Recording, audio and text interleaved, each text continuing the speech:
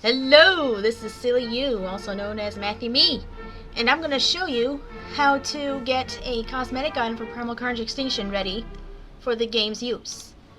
So first thing you're going to do is open up Blender. So the first thing you want to do is to open your project. And in this case, I'm going to open, let's see,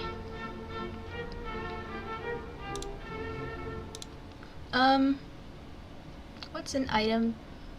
So I'm going to open up the daisies. Of course, right now it looks like a fried egg. But it won't look like that if you know how to import correctly, which I will definitely show you.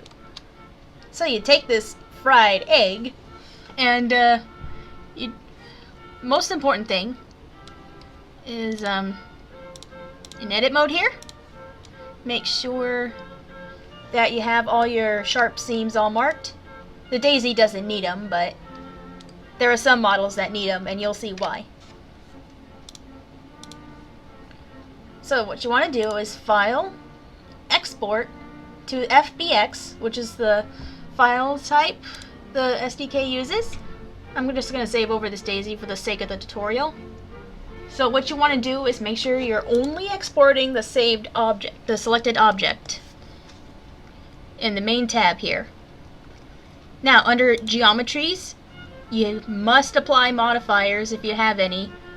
Like on all of my models, I have the triangulate modifier on to triangulate all the faces. Smoothing must be set to edge. We're telling the SDK that for smoothing, it has to go by the edge data that is within the model, which is marked by blue lines, but since there aren't any, it's going to assume that the entire model is smooth, and that's what we want. So you export the FBX, and you should save your project before you quit.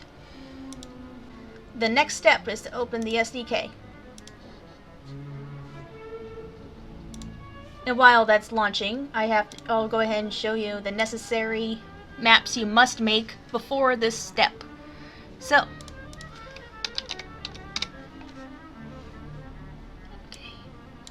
if you get this warning, just ignore it.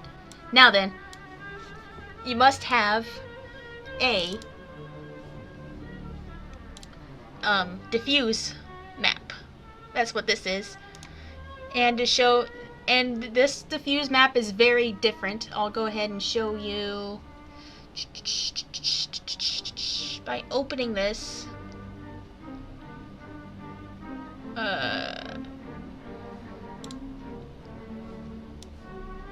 Son of a gun.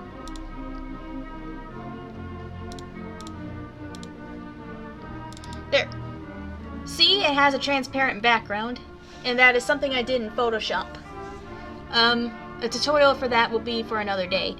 But for now, we have a regular diffuse layer, just like this. And see, it has full color on it.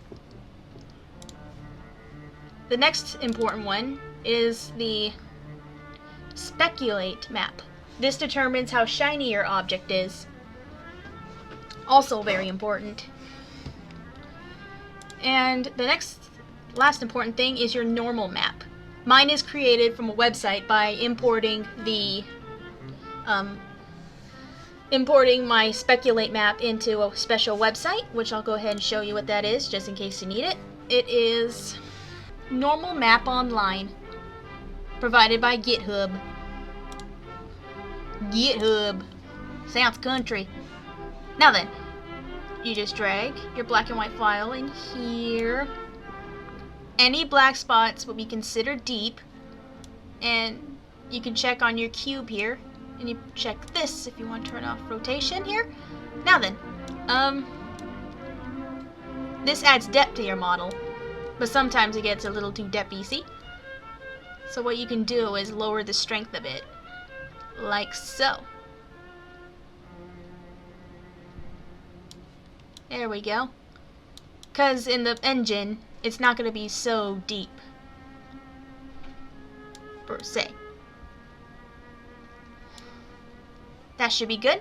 So what you do is you download it now, and it will always save as normal map in your downloads folder.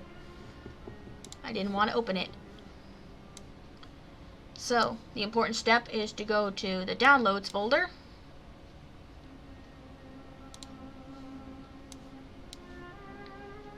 Where is that? Right here. And see, you've got your normal map. It will be, if you have to replace this, what a good thing to do is to rename, copy the name, rename this to that normal map's name. Then all you have to do is cut with Control X and paste. I said paste. And I didn't cut. Derpity derp derp derp derpity derp derp derp derp derpity derp derp derp derp derpity derp derp derp derp derp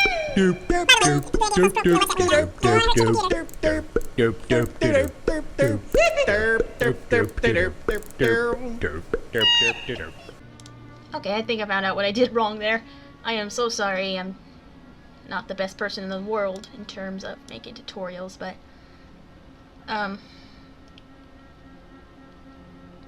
but it has to be done. Let's see. Where the hell is my daisy? Here we go.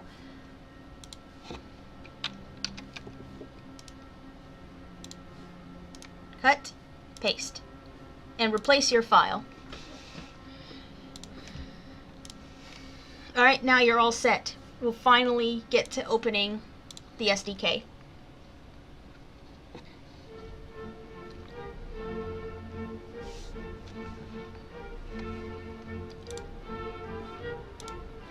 First important step is to open your favorite map.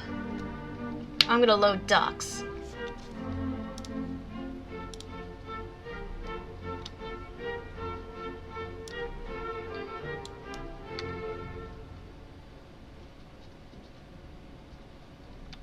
And then this next important step is to find an empty space, preferably where you don't have something else in the way. There's daisies right there, but I'm going to be re-importing them. Let's see. Right here is a good spot. So the first thing you want to do is to import your model. Just the model. Or, well, the model and everything else. You want to import all your model and all your model stuffs. So, we have to find the folder called Hair Daisy. You want the model, your diffuse, your speculate, and your normal map. Just open them.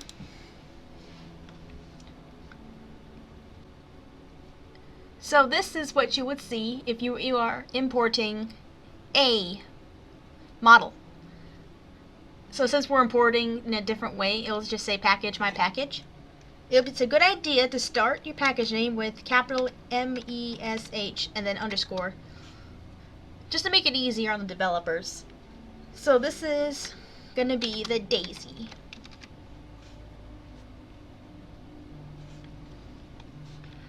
Now normally, if this is for a specific class, it was always a good idea to do underscore and you put in the class name, like say Pyro. This is an all class item, so I don't have to do that. So when you are importing your stuff, it's a good idea for models. You do underscore MESH, mesh. Make sure you're telling you are importing a static mesh. Everything else should be fine. Just leave it as is. Okay. Now we are importing the normal map. Normal map, you have to, of course, do compression no alpha on that. But when you're doing this compression settings, make sure you hit normal map down here. That should be the second option. We're telling it that we are importing a normal map, not some ordinary texture. And you hit OK. Now this is the main texture with an alpha on it. So what you do is make sure that's default. This has to be unchecked.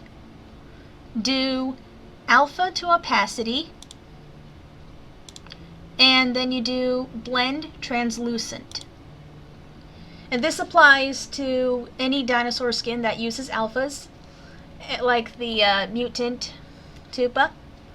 And of course, if you don't have any alphas on it, you import it this same regular way you do with other dinosaur skins, you know, make sure the blend is opaque and compression no alpha. That's totally fine.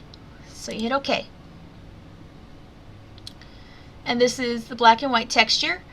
So there's no alphas, so that's unchecked.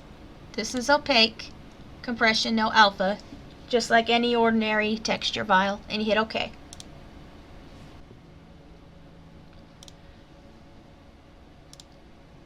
Now, here comes a very important step. You have to pick a material within the SDK that best suits your daisy, or anything you want. So it's a good idea to hit the human generics package here. Not that one, this one. No. Make sure you visit the human generic material package. And you scroll down and pick the right one. For general items that don't require a metallic luster or any sort of translucency, you can pick the MI baseball cap white. That's the one I always use. In case, and now we do have translucency, so what we gotta do is pick a material that will allow that. In this case, it will be, pardon me, nobody's Steam is going off, I promise. My item of choice is the 3D glasses. So what you do is you right click the material, the proper one, and you do create new material instant constant. It'll take a little bit, and this menu pops up. Make sure you put it in the right package, MESH Daisy.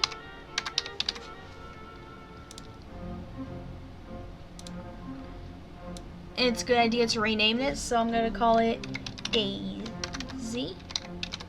MI Daisy. And click OK. Now this menu will pop up.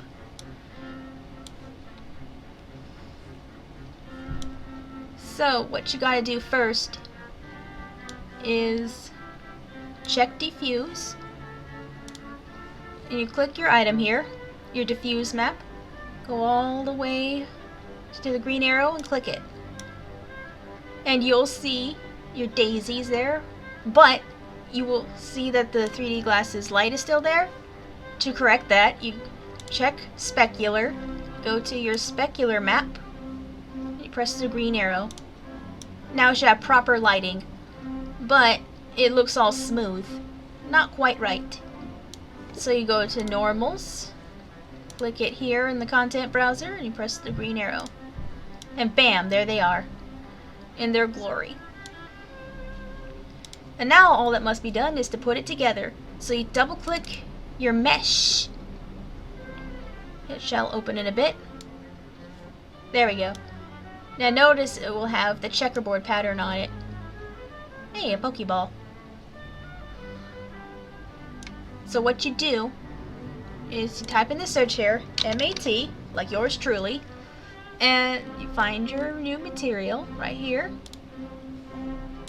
and you click this arrow and it will appear as a cute little daisy.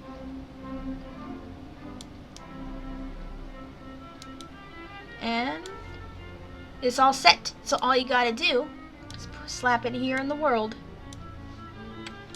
And there it is. Oops. What did I do? Ripperoni. Ah, there's a convenient table right here. So what we're gonna do is we're gonna drag it onto the table. And there it is. A cute little daisy on the table. Isn't that cute? Aww. Now, as a note, there is no way to attach items onto humans unless they're automatically animated. Now, unless they have a rig that matches the rig of the model you wish to make the item for, you cannot really attach this like in Source Filmmaker, where you can just attach hats onto anybody you want. So you have to position all of these things manually. In this case, I'm just going to put it on the table there. And that's it. All you gotta do is take the pictures, make sure your packages are saved, and make sure it is saved in the SDK's character folder. So I'm just gonna call it Mesh Daisy in here. Save that. And then do what you do when it comes to uploading your skins, and you're all set to go. Thank you for watching this tutorial, and I'll see you next time, okay?